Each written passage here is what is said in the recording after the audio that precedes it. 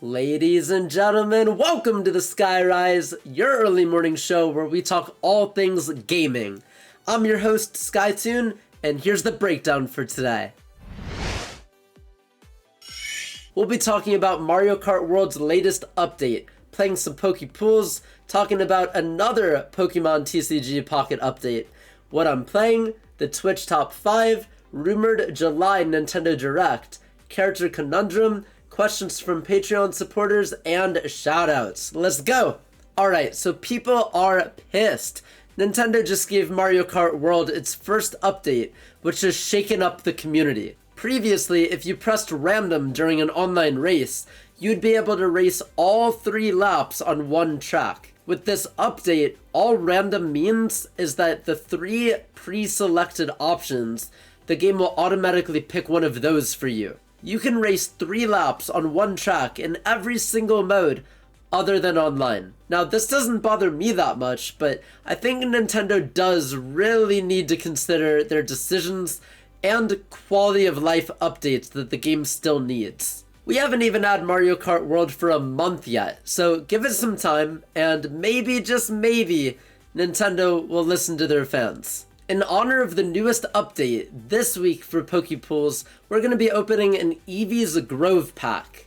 We'll go ahead and spin it, and stop. Alright, slice that open, and we got Bone Sweet, Ho, Torkoal, Joltik, and Espeon.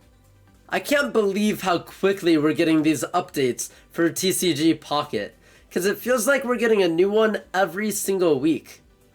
In fact, we are. Coming soon is the Mega Evolution update, and it's pretty self-explanatory. There's no official release date as of now, but July 10th we will be getting some new information. Next up is what I'm playing. I just completed the DLC for Stellar Blade, the final DLC, which was in collaboration with the mobile game called Nick.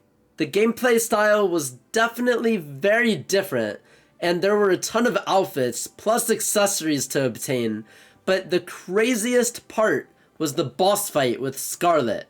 As someone who's beaten the base game 3 times in order to get the Platinum Trophy, and can defeat a boss in less than 10 seconds at this point, I severely underestimated the DLC's final boss. I played on normal mode and struggled the entire time. In phase 2 and 3, if you don't perfectly parry a move, it'll insta-kill you. The entire DLC has somewhat of a difficulty curve, but it's very rewarding at the end.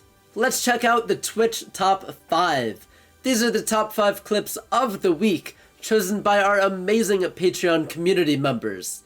Coming in at number 5. Shoot, no! No! Yes! Oh my god!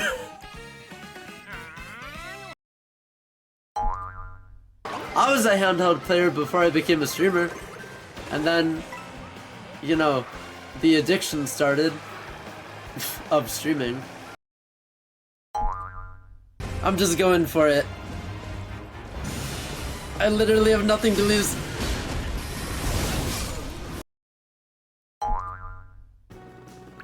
Sleep deprivation is real.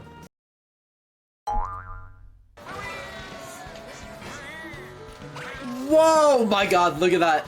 Look at that. That has to be like a height record or something.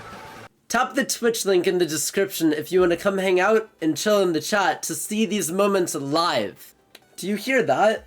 The rumors are swirling around, saying that we could be getting a Nintendo Direct next month. We usually have one in June, but with the console launch, it makes sense why they wouldn't present a brand new Nintendo Direct. I could see a Direct happening in July. If we did have one, what do you think they'd announce?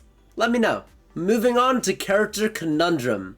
Shout out to our winners from last week, Whiplash and Jelly God. They both said Simon Belmont, and that was correct. Good job. For this week, here's your hints. This character is an urban legend, a destroyer of worlds with glowing white eyes.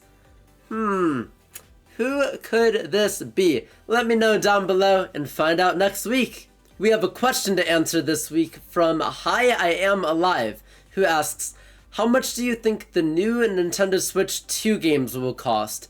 And will they go up or down in price? Well, knowing Nintendo, they're not going to be lowering the price, that's for sure. But you asked how much do I think Nintendo Switch 2 games will be?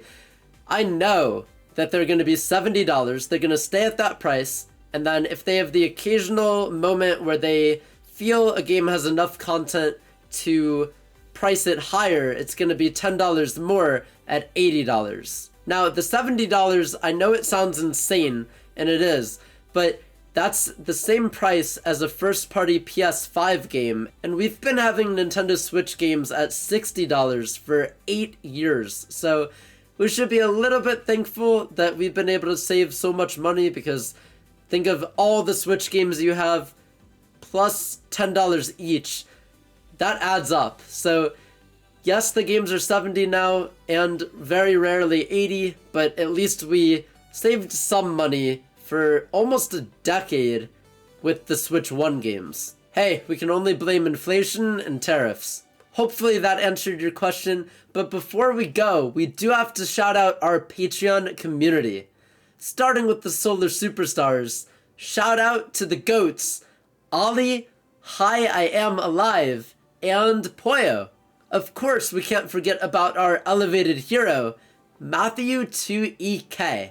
There's currently about 8, yes, you heard that right, 8 early access videos available as we speak. So tap the Patreon link in the description below and start watching now. If you enjoyed episode 24 of the Skyrise, do me a favor and leave a like, subscribe, and share this video with some friends.